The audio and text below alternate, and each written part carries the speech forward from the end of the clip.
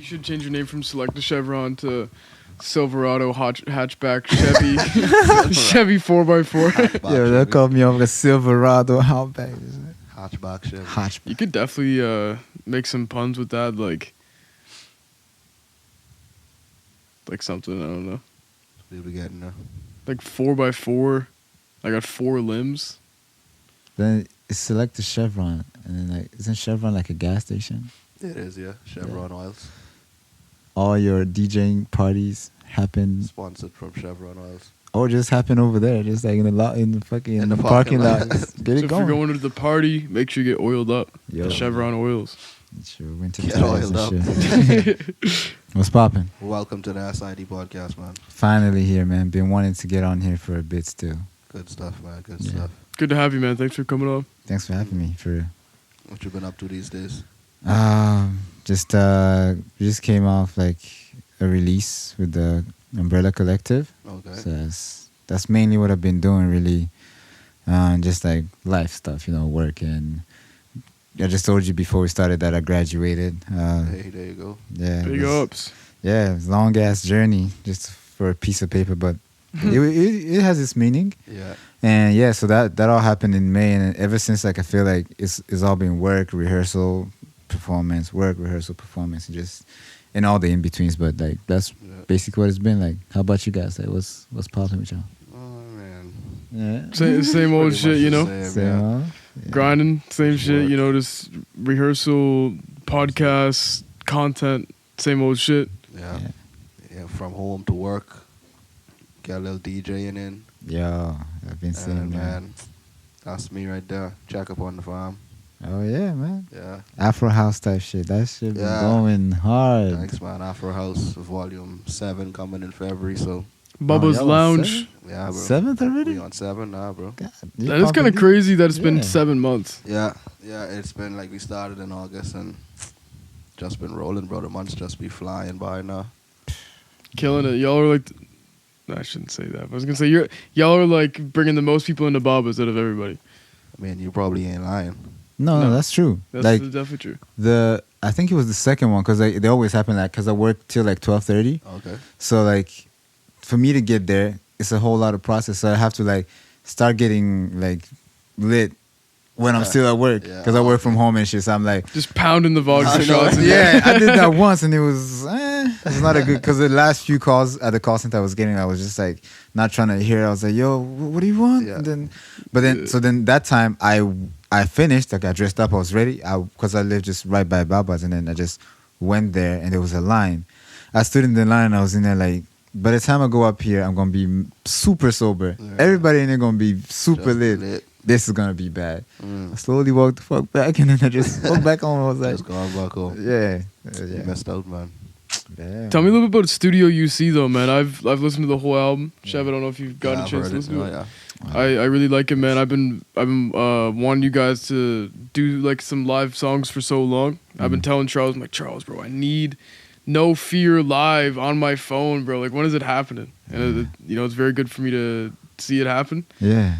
What was that experience like, having everybody together in a studio type situation where you're recording tracks rather than just rehearsing? That whole process started off the fact that like we were rehearsing for I think Diversity, like one of the shows that was coming up, and then Sid was like, I can record right like off of the laptop just with everyone's instruments because we got enough mics for that. So we're like, okay, cool, like we should try it out sometime. Like yeah, no rush. And then the next day they bring the whole setup. We set it up, but then it doesn't work. So and then we had just learned a new tune. I think it was For the Homies, and that Nice. is a track off of my personal tape that's coming a bit after that. Nice. So then we do that, and then second time everything works out, we connect it, and then we record that, and that happens. Up until that point, there's no talk of a project, an album, anything. But then we see that there were some submissions and like deadlines for ECMAs, Music PI. Like it was submission season. Like Yeah. that sounds weird, but like it was. It's a bar right there. Yeah, that's about. It was the time to like give in your projects and like put them out for grants, that type of stuff. So we're like, hey, like how about we do this? And then we only had barely a month till the first deadline, and that's the one we wanted the most was the ECMA.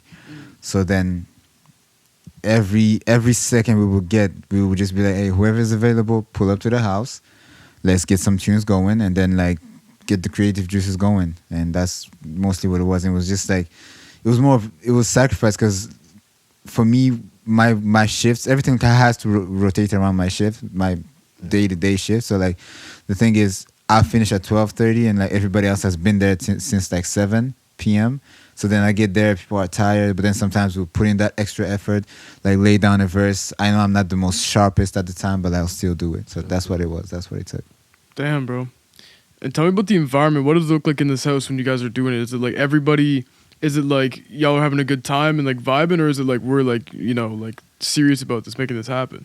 It's a family. So like within a family, you have you have the people just like, I'll say me and Charles are usually just like just chatting and just like, hey, you seen that movie? We're just having regular convos, but then everyone else also is having their own convos, because like, we're not just here for that. We know each other like off of life. Yeah. So then sometimes if we're like maybe taking too long, we're like, all right, let's get it together. Like, where were we at? Like, what was this idea? Let's get that going, and then we get back to that. But like the process in itself, like we're all super chill. It's not really like, hey, we have an album to make. I mean, that is in the back of our minds, especially when deadlines start to approach. Yeah. But like on a regular, we just go there to shed and jam together, and then we like I can be like, oh wait, for that bar, would you just do this drum fill? And then like, oh, okay, how do you want it? Like, and then we just think of it, and then we come up with something like that. So Gotcha. that's what it is. Well, that sounds like a very fun process. A lot Super of fun. involvement. Yeah, a I'd lot of imagine. growth.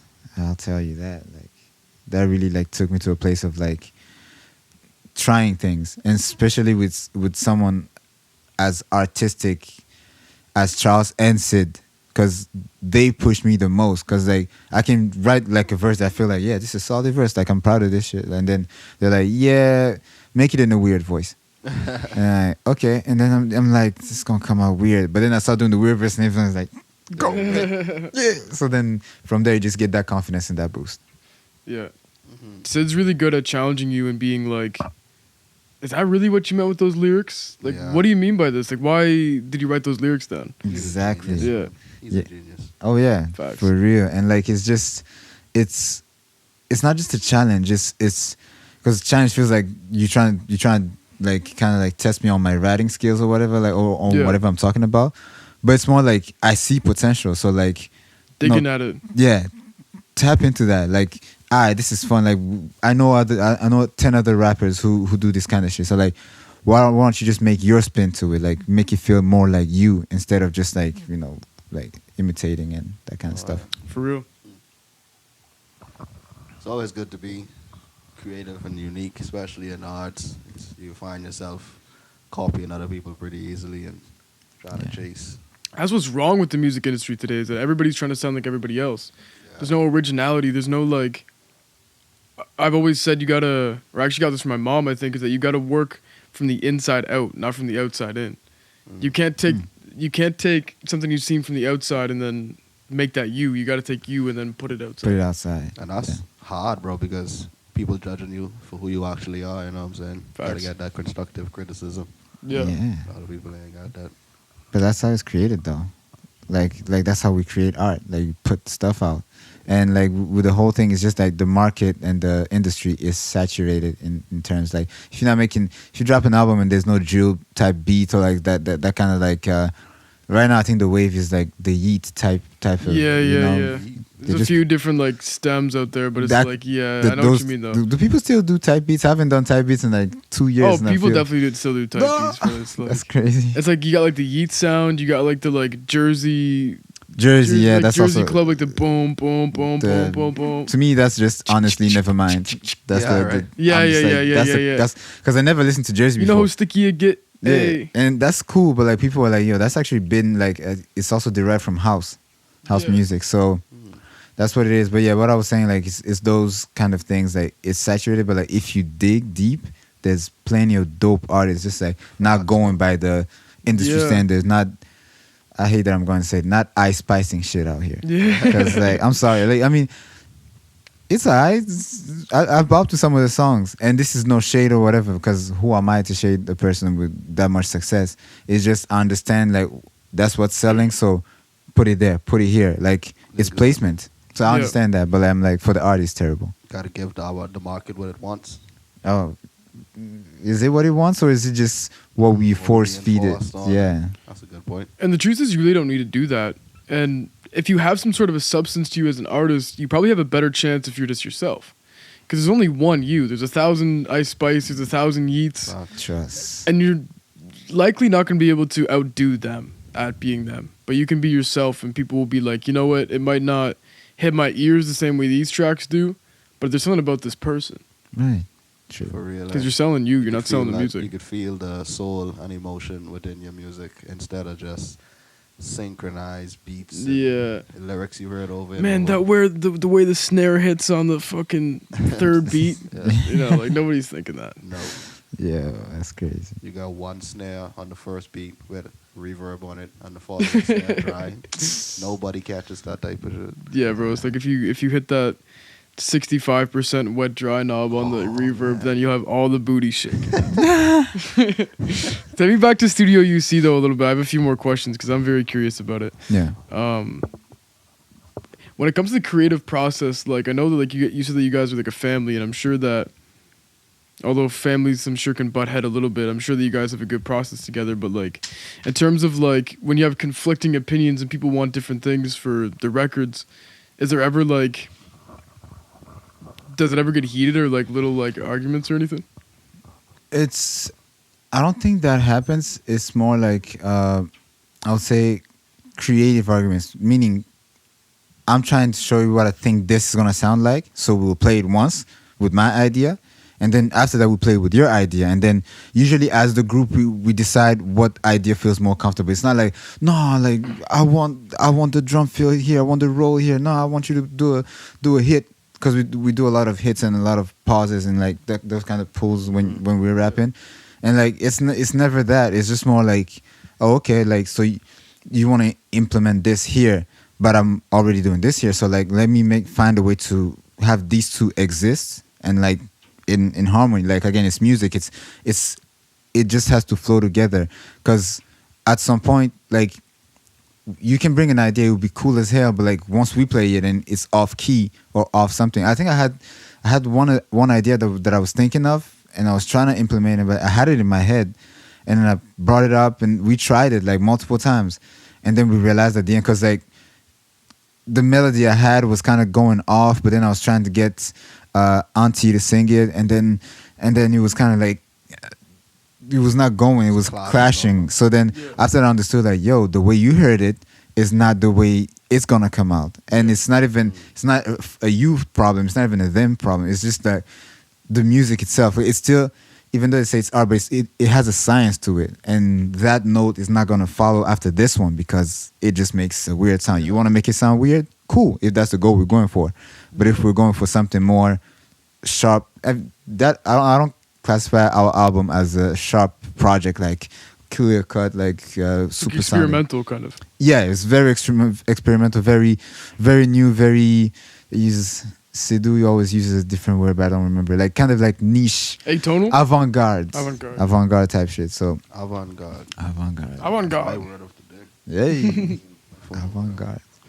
Yeah, but yeah, that's what it is. We don't butt heads like the classical, like no, and then someone just goes like, if that's what we're doing, then okay. Nah, it's not that. Yeah, it's grown folks in here. So. I got you like that. Yeah, it's not petty like that. It's more figuring out how can we incorporate your idea, not like fuck your idea, it's bad. Nah, Like, yeah. never that. Yeah. And sometimes too, the way that you hear something in your head, it's very hard to communicate that. Like you'll hear a melody, but then you just can't sing it a certain way, or like you can't exactly express what it is you hear in your head. Yeah, and sometimes you just gotta let it go. Like not even let it go, but like accept that maybe you haven't tapped into that part of the thing. Because that melody I'm telling you about, it was actually on No Fear. Oh really? It was because we added the next part where the second part where I rap and then I end it and then it goes into some singing. I had that in my mind and then I kind of wrote it down and I was trying to sing it. The melody, everyone had a melody that they were hearing, but for me I was kind of like putting a bit of like twisting and just that kind of thing. Yeah.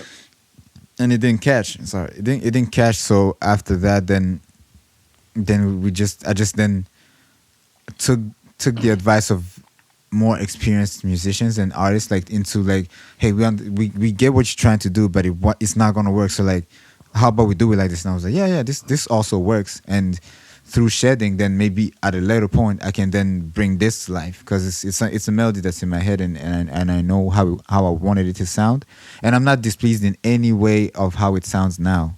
Yeah. Not at all. Like, it came out perfectly, but then that was just more something on my like to-do list. Like, hey, learn how to sing better, learn how to coordinate your melodies. Like, it's not just everything that's in your brain that's gonna come out perfectly. So Yeah, you got to develop the skill. yeah, And that's what can be really difficult about learning something new like piano or guitar as well, is that you know what you want it to sound like, but then you go to do that guitar solo, it doesn't sound nothing like it, and it's like you hear somebody really dope, like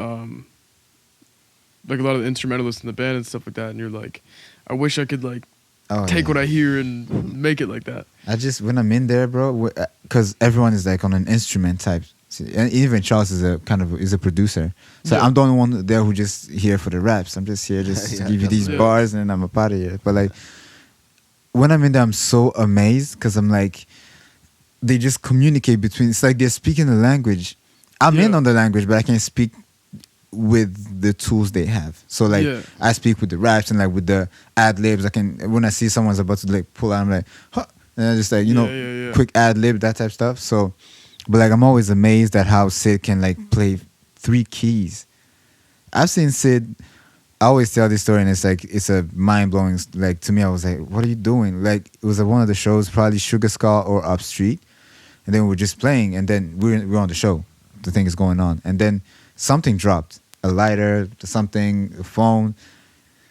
S.I.D just goes under the keyboard, still playing, and then uses the other hand to reach and grab whatever fell down, and then still playing, and comes back up, then keeps playing. I was like, and luckily I wasn't performing. I was just like waiting for my turn to go, and I was like, what's going on? Like, what is this? That's crazy. And then now there's this thing S.I.D does, is like, because S.I.D always has like 3 keyboards, kind of.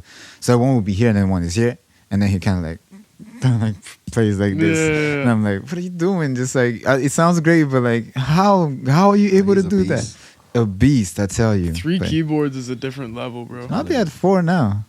How do you even do 4? Is the idea supposed to be like one keyboard is like a bass sound and one's a synthesizer and one's synth and different sound on the other one, like some out of this word type sounds, and the other one is the bass, and the other one kind of like had like the effects, the SP something. Yeah, those some type of those keyboards probably ain't cheap either. Oh no, that is an investment. That is an investment into the future and into the art, and that's clearly paying off in a big way. For real. I'll just ask a few more questions about Studio UC because I'm curious about it myself. But like, was there? You don't have to give it all away either. You know, give some for the imagination of the listener too. But was there a lot of talk about the like a concept of the album or anything? Like, I remember the first song being like a bit of a monologue, like, you know, only dope vibes when you come to Studio UC and stuff like that. Like, was it really just supposed to be like a jam, like welcome to the jam, or like was there a lot of talk about the concept? The theme for UC is always love. Always love, and just like, so the the intro is called Buckle Up, and it's just like we're taking you on a ride of love, of a journey of just like good vibes. Like this, you're not gonna hear no diss tracks. There's no negativity. There's no kind of bad talk or just like talking. How they say, like talking crud. Trash. Crudely, yeah, that kind of stuff. Yeah, like there's none of that. I'm just bouncing ideas here, but like that's what it is. It goes off of love, and like every song where we started at, it's like, hey, hear this, and ideas, build it off of love, and like how you feeling, like where you at, and how do you want to express that feeling on the track. Did you guys create any new tracks for this album, or is all pre-recorded songs? It's I was saying K earlier, it's 70-30. So like the first song we did was the one I told you, that For the Homies, is just off of my project that I've been working on. And then so after that, all we was doing is like coming up with ideas, starting afresh.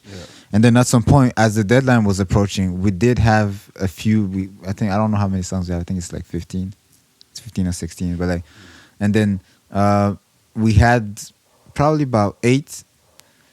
Okay, I'm gonna count it. So like those that were already done and already like released outside was Bless Up, No Fear, and that, and Rise and Shine, because we perform Rise and Shine, but like it's not really out like that. Okay. And yeah, that's mostly it. So we out of 16 is we have. Y'all ain't have guidance in there.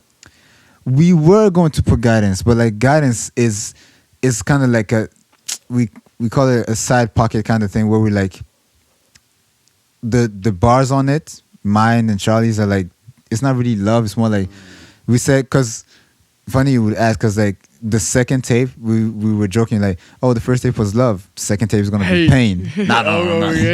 Whoa.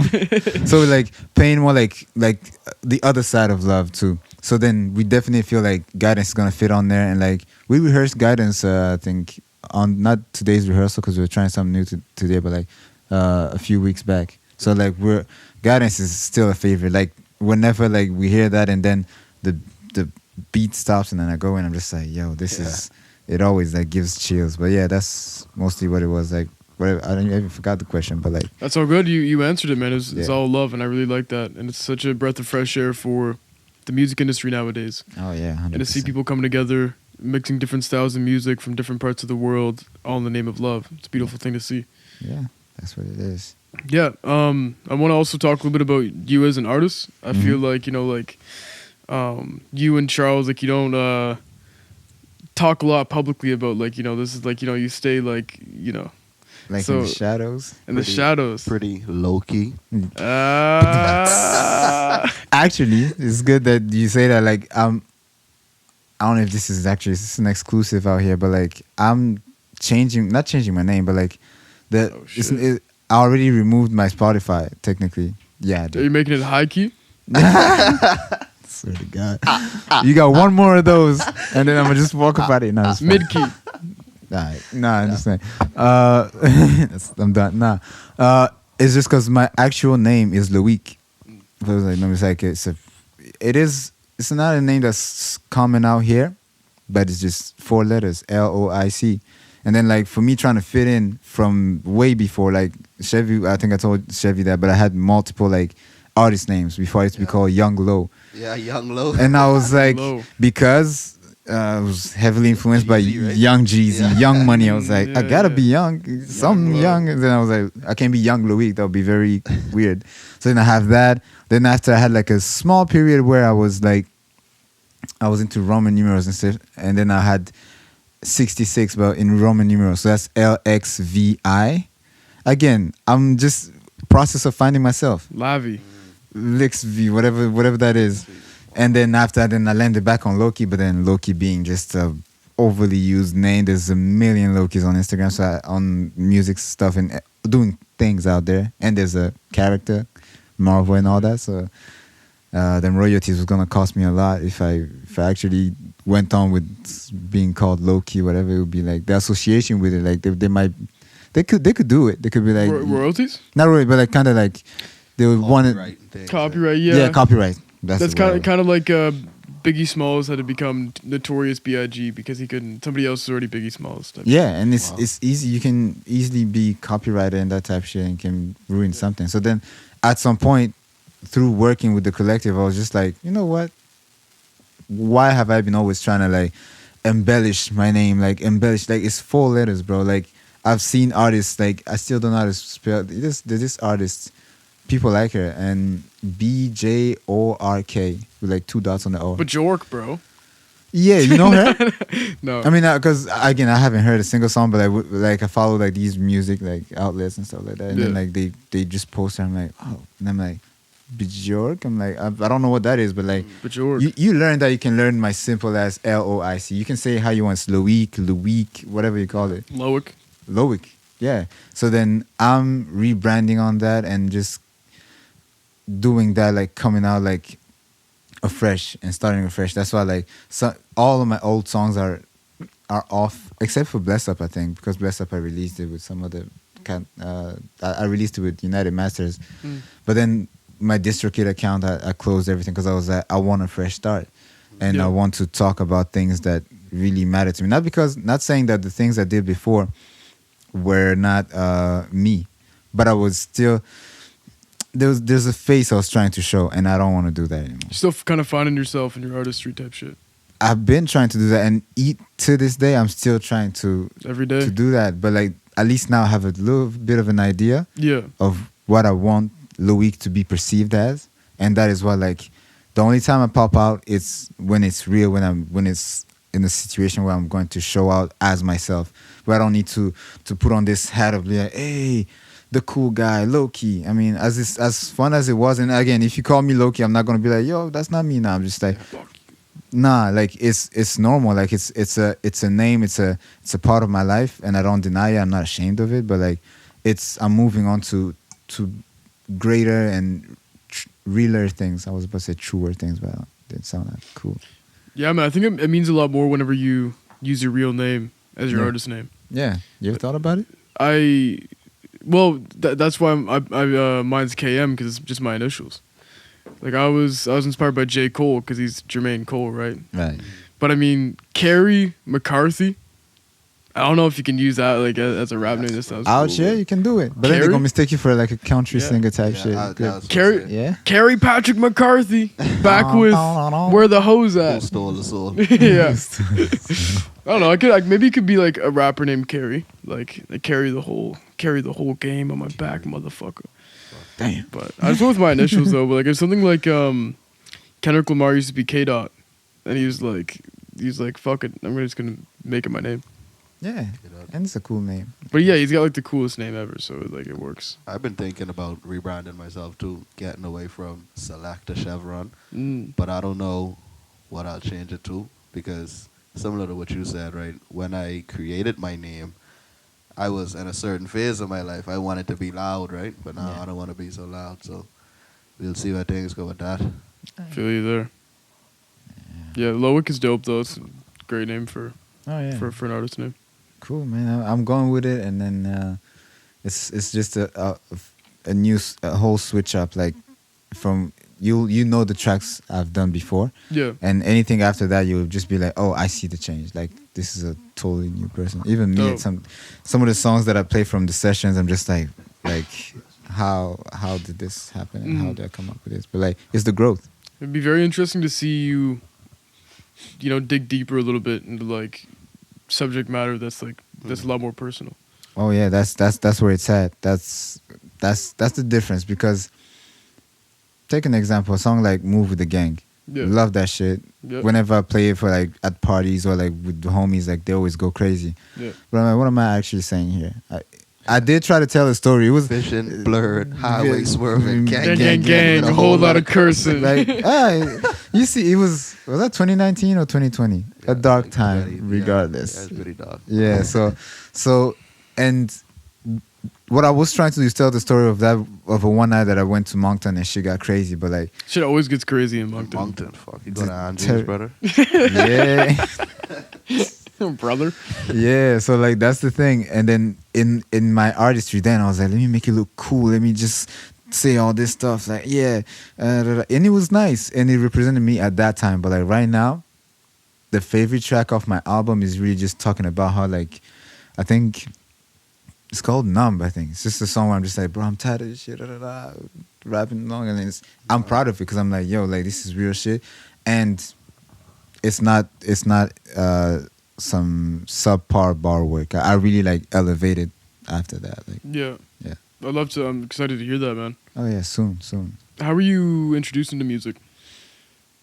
Yeah, that's a long ass like.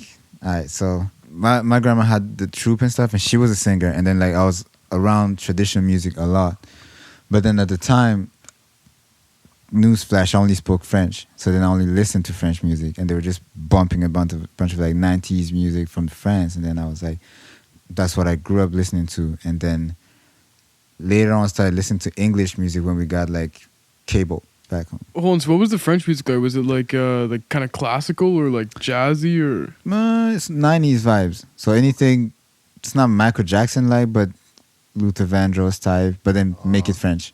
I They make you, it- so like some R&B type some pop type ballads. shit. Yeah, ballads. That's the word. A lot of ballads, and Gotcha. like they like it would be that, and then they would be playing that throughout the house, and then the traditional R&B songs that are very drum filled, but very they sing a lot, and they do a lot of melodic like like kind of like it's not yodeling, but like it's very like A lot of runs, yeah.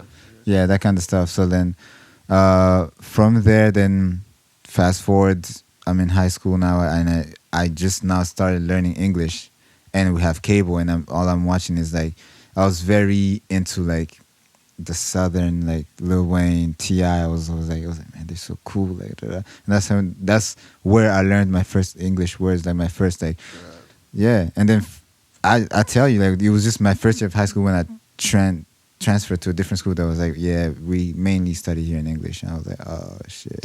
So was your first English word pussy monster? Nah, it was probably fuck. Definitely the N-word. But but that's the thing. Like back home, the N word itself is like everybody like I can be like, oh, this N word of a dumbbell. Yeah. Just like it's a thing. Like we usually even say thingy kind of thing. So like that. But the first word was probably like fuck. But then I said it with a French accent. So probably like fuck kind of stuff. It was weird. So your native language is French. My first language spoken was French, Yeah. and then because I was living in the neighborhood, the kids wouldn't play with me, so I was like, I gotta learn the local language. So then I learned that. It was all about And what was that? Kinyarwanda. So like Kinyarwanda, okay. the local language, the local dialect, like from the country. Damn. It's okay. It's very nuanced. It's a very like certain words mean this. You don't say that. They say the languages that have been around the longest are the most complicated, Yeah. and the ones that have been created recently, like English, are the least or less complicated. They're easier to adapt to modern Yeah. times. But like so I learned French because from birth like French TV, French music, and then have to adapt with the kids. I'm growing up. I'm making friends. I gotta speak their language. I gotta be able to communicate because they were calling me like they weren't calling me bad names, but they were like, oh, the French kids. Yeah. So how did you grow up in Rwanda not knowing like the local language? Where was that barrier? It was and I only started speaking it like fluently and confidently like at 9 years old. So like picture this like from 6 to 8 and a half kind of.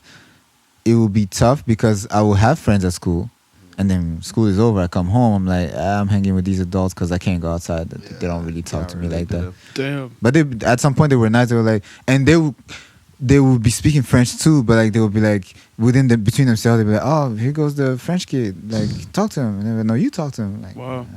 and then I learned from talking to just like my parents and everyone else around me. So then, Well, you came to the right place because in Canada we treat French people the exact same. So bro, I'm just playing, but so you like we had like French immersion in school, so I know like 4 French sentences. Don't want to like brag or anything. hit me one of them. Let's Comment hear. ça va?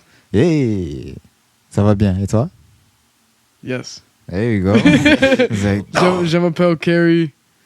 Je m'appelle Chevron. that'll get you anywhere. You're just like, Est-ce que je peux aller toilette? that's the first thing you want to know. Well, yeah, because we had to say it in French. Like the bathroom, like they can, Yeah. you can ask way more things. Like imagine you're in trouble and you're just like, my name is Carrie. Can I go to the bathroom? What? Bro, if I start getting interrogated by like French mobsters, I can be like, I need to go use the washroom, climb through the toilet anyway. Man, that's a movie right there. But I used to piss off my French teacher, and when I had to use the bathroom, I'd say, "Bong der oile toilet," and she'd be like, What were you trying to do? I knew how to say it properly. We were just like, we wouldn't say bonjour, we'd say bong der, just to piss her off. We really hated our Kids, French man. teachers. Anyway, though, Yeah, I don't want yeah. to get you off track. So, when in high school you learned English and you started listening to T.I., Lil Wayne, Southern rappers. Yeah, and then that's when I wrote my first verse In English or French? in English. I can't write in French for shit. Really? As much as I know that language, I can't write for It's shit. not like you going to school, French school though. How did you not write? I can't because like it's just not there. Because when I started rapping that first year of high school, I just was like, this is the language. This is so easy. I can find words like in French. Like for you to get the proper rhyme to the to the level where I want it to be at, I'd have to go dictionary digging type shit where I have to be like certain words are nice and like it's French is a broad ass language, bro. French sucks. Like I'm sorry, I don't mean to shun your language, but Nah, like I it's just not my language. I'm not French. personally, I know, but it's the first language you knew. Yeah. No, yeah. So like that's what it is, and like, so that first year happens, and I write my first verse, which was terrible. And then from there, I started doing technical covers in a way, because I'm in boarding school. I'm just speaking a lot, but like I'm in boarding school. Whenever Lil Wayne drops a song, let's say they drop "Got Money," that's that era. So like, just drop, if you got money, no. Man, blow it. Yeah, and then you show it. and then I go back to the dorms, boarding school. I go home. I used to make beats with pens, so I'll be like drumming on the table. So I'll be doing it, and I'll get my friends to do it. I'm like, let me write a verse, and I'll start writing a verse in the same flow style as Lil Wayne, but I'm saying my shit. Nice. So that's how I learned. Yeah, There you go. yeah. That's dope, man. Wheezy. And then how did that transition to you, like recording and collabing with other artists and shit like that? That had to be one of my cousins was really heavy into FL Studio, like since a young kid. I would always go see him. I would go mostly to see him to play games, but like I wasn't into music like that. And then when that happened, after the high school episodes and just like me trying to write, I told him one day, I was like, hey, I've been rapping. And I was like, no, really? Like, link up, what's up? And then we do that, and then we did record a first song. Again, very garbage. I'm not gonna lie to you. My first works were just pure Like everybody. dookie, bro. Everybody's first shit isn't good. Yeah, but then from there, and this is all in Rwanda, so like, again, most of the other rappers rap in Kinyarwanda, rap in the local language. Yeah. So for me to pull up and rap in English at the time was more like, it was more like kind of like, oh, you think you better, not you think you're better than us, but like no one is really checking that out for you, because like the people who are actually gonna listen to this shit, the people gonna vibe to it, need to hear it in their language. Yeah. Like, True that. so that's what it was. But it worked out in the end. It was fun. 100%. So what was the transition from Rwanda and then moving to Canada like for you? Bro, that was, I won't say challenging, because I actually moved around. I moved here. That was my first flight ever. I had never been out of the country. Okay. So, and I moved here January 1st. That is the winter. I land in Montreal and I'm just like, what the? Yeah. What the hell? Like, Yeah. So yeah, I assume Rwanda's like probably hot as fuck, right? hot as fuck, man. The Yeah. coldest we get is like 15 degrees. Yeah. And there everyone's in jackets and shit. Yeah. And it's like, dog, it's Yeah, you winter. catch me in some shorts and a t-shirt. Yeah, I understand it now, because I used to see a lot of like white folks back home. They'd be like in shorts. I'm like, don't you not feel this shit? Yeah. We're dying. But like, the transition here was, other than the weather part, because that's a struggle for everyone. But like, it's the first time, kind of like to relate it to. I was talking to Kay earlier about like your first episode back when you're like, it's good to be black. Yeah. It's like it was the first time it hit me that I'm like the anomaly here. different. Yeah. Because I back can home relate it's to that. just a bunch of us. Exactly. So then I was like, racism, that type of shit. I didn't really see it. I knew, I had heard about it, but like got here, I didn't experience anything like that. Thank God. But like I saw the subtle joints, the subtle like, oh yeah, we'll call you back.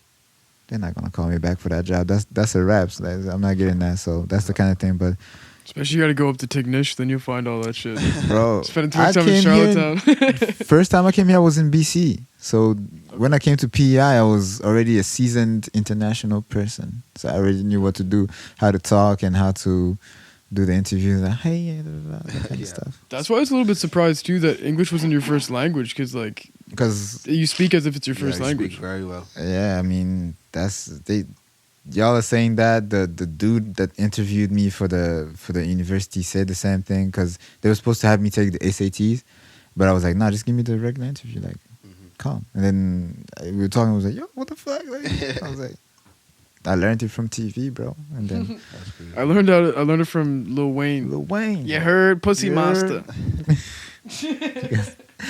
yo. But yeah, that's how it was. It wasn't challenging, big challenging, but it was something. It was the first time I noticed something like different from what I was accustomed to. And what year was that you came here? I got here 2016.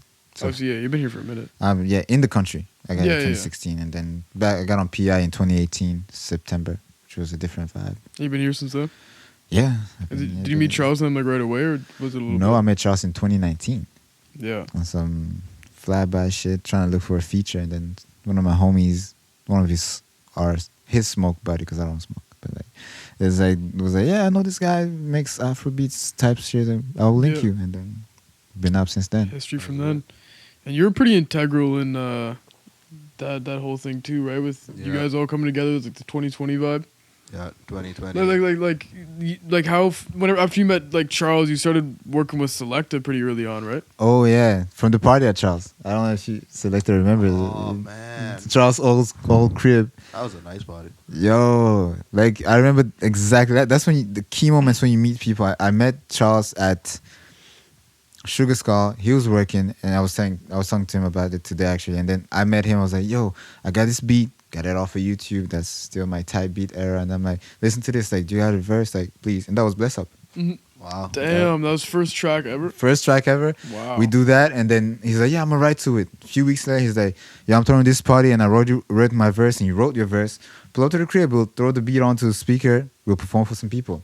Guess who was downstairs? Bro. Damn. Chevy. Yeah, and y'all performed in like the bedroom upstairs. Yeah, and like people were like, Yeah, "Yeah, this is going crazy." And I yeah, was like, That's dope. "Bro, that's just That's a crazy first record, man. That one still goes so hard. yeah, for real." And from there, everything went up. Like that's where I linked Chevy, fucking Cliff. Because I remember that time you were sitting with Cliff, and I was like, "What's up, bro?" Yeah. Like dap and stuff. It was nice. Good times, man. Then we recorded an album together. Bro. Couple singles. Couple singles, like Record an album. Charles and I did like 2 albums. yeah. Yeah. So how you call it? We got them on the wall too. Yeah, they on the wall. Singles. Trekkers. Trackers. Oh, that one was. Trackers and Death of My Ego. Oh yeah. That was a good time. Dome. Dome. Did you guys write it out as Dome? Yeah, that was Charles' idea. So Death of My Ego. I like that. Yeah. Fire shit, man.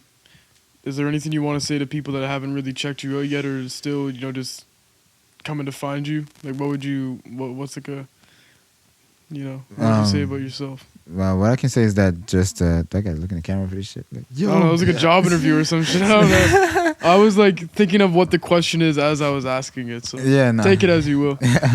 No, it's just me as a person. Like, you learn more about me through the music, and like I don't put none of my personal stuff online or like put it out for the world because I feel like that's useless.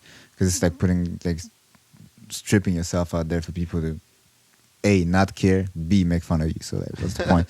So like, I'll give you what you need to know. Like, hey, this song is about this specific part of my life. Vibe to it, listen to it. Like, if you relate, good. We're in this together. Bam.